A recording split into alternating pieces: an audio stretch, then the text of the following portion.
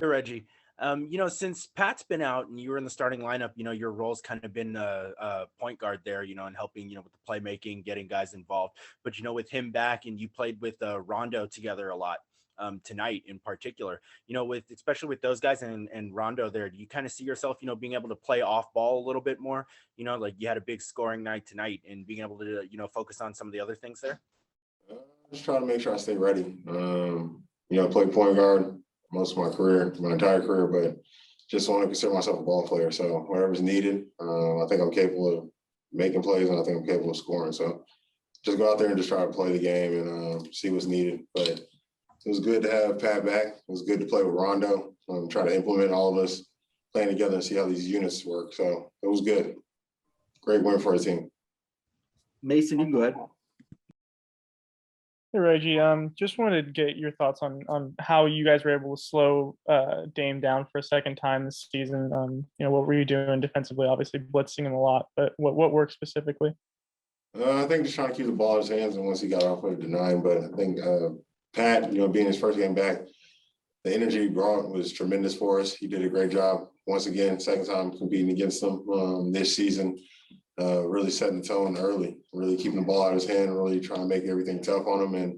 And after that, I think the rest of us just kind of followed his lead and made sure, like I said, not really let him get going. And it was a great game plan. We have some things that we can shore up as well with their whole entire team trying to stop him. But I think we did a great job on Dame tonight, and it started with Pat Bev.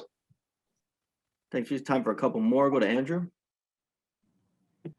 Reggie, you guys have some guys who've obviously been around all year. You more or less know exactly what Ty wants. You have some guys who've barely been on the team for 24 hours or maybe just a few days with Rondo. Like when you're out there on the court and there's a mishmash of people who know kind of what's going on, what's communication like with the team, like in the huddles too? Like, is it a challenge to communicate what needs to happen because you're just at different levels of understanding of the playbook? Yeah, I think so. But right now, I think the best thing we're doing is fortunate enough to have 10-year vets. And for the most part, just trying to get defensive stops so that we don't have to necessarily get into sets. And we try to use just our basketball IQ to space the floor and give guys lanes and chances to attack and make plays for teammates. And then, we just make sure that we get the ball to our playmakers' hands and the guys that we want to touch it on offense.